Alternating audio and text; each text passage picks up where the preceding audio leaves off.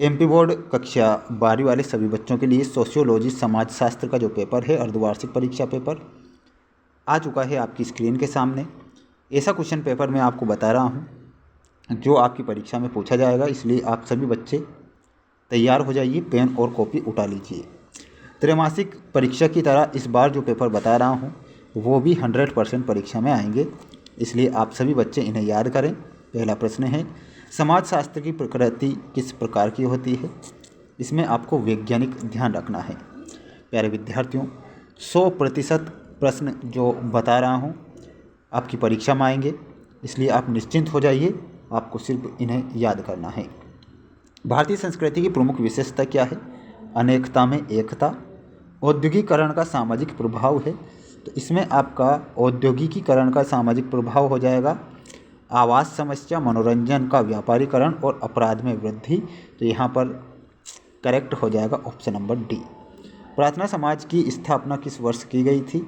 तो प्रार्थना समाज की जो स्थापना है 1867। वैश्वीकरण पुस्तक के लेखक कौन हैं? तो मेलकम वाटर्स बताना है। अब बढ़ेंगे अगले प्रश्न की ओर, जिसमें आप देख पा रहे हैं, जिसमें आपको रिक्त स्थान वाले प्रश्न दिए गए हैं और ऐसे प्रश्न दिए गए हैं जो प्यारे विद्यार्थियों आपकी परीक्षा में आएंगे, तो आप निश्चिंत होकर इन्हें लिखें और याद करें। समाजशास्त्र के लिए बाधक भी है और सहायक भी है, तो क्या बाधक है? तो यहाँ पर आपको बताना है सहज ज्ञान। जो सहज ज्ञान होता है वो बाधक भी होता है, सहायक भी होता है। नगरीकरण ने शिक्षा का किया है, तो नगरीकरण ने शिक्षा का प्रसार किया है, तो आपको प्रसार लिखना है। संस्कृतिकरण की प्रक्रिया की शुरुआत से पहले हुई थी, तो ये किससे पहले हुई थी? तो उपनिवेशवाद से पहले। उपनिवेशवाद, ठीक है, तो यहाँ पर लिखिएगा उपनिवेशवाद से पहले। नगरीय की संख्या लगातार बढ़ रही है, तो यहाँ पर बताना है मध्यवर्गीय या मध्यम वर्ग। मध्यम वर्ग। भाषाई राज्यों ने भारतीय एकता को करने में सहायता दी है, तो यहाँ पर मजबूत करने में सहायता दी है, तो यहाँ पर आपको मजबूत लिखना है। सभी बच्चे स्क्रीनशॉट लें और इन्हें याद करें। ऐसे प्रश्न बता रहा हूँ जो कि परीक्षा में डेफिनेटली पूछे जाएंगे।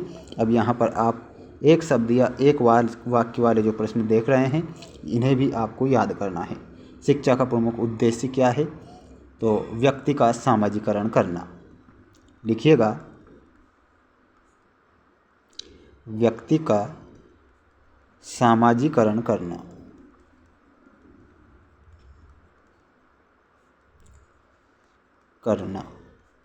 संस्कृति की विपरीत प्रक्रिया को क्या कहा जाता है? तो असंस्कृतिकरण कहा जाएगा। दूसरे में लिखना है असंस्कृतिकरण। भूस्वामित्व को कौन लागू करता है? तो भूस्वामित्व को राज्य के द्वारा लागू किया जाता है। भारत में प्रथम आधुनिक उद्योग क्या थे? तो इसमें आपको एक तो रुई बताना है, दूसरा हो जाएगा जूट। जाति पर आधारित एक आंदोलन का नाम बताना है, तो वो हो जाएगा दलित आंदोलन। दलित आंदोलन। सभी बच्चों को ये जो मोस्ट वाले प्रश्न मैंने बताए हैं इन्हें आप याद करें और अपनी तैयारी को मजबूत करें। प्यारे विद्यार्थियों, प्यारे साथियों, चैनल पर अगर नए जुड़े हैं तो आप चैनल को जरूर सब्सक्राइब करके रखिएगा, क्योंकि वार्षिक परीक्षा तक प्यारे विद्यार्थियों में आपका साथ दूंगा और ऐसे ही प्रश्न बताता रहूँगा जो परीक्षा में आते हैं। ठीक है, 3 हमारे असत्य हैं, बाकी ये सभी सत्य हैं। स्क्रीनशॉट ले लीजिए और इन्हें अच्छे से याद कीजिए। Best of luck. जय हिंद।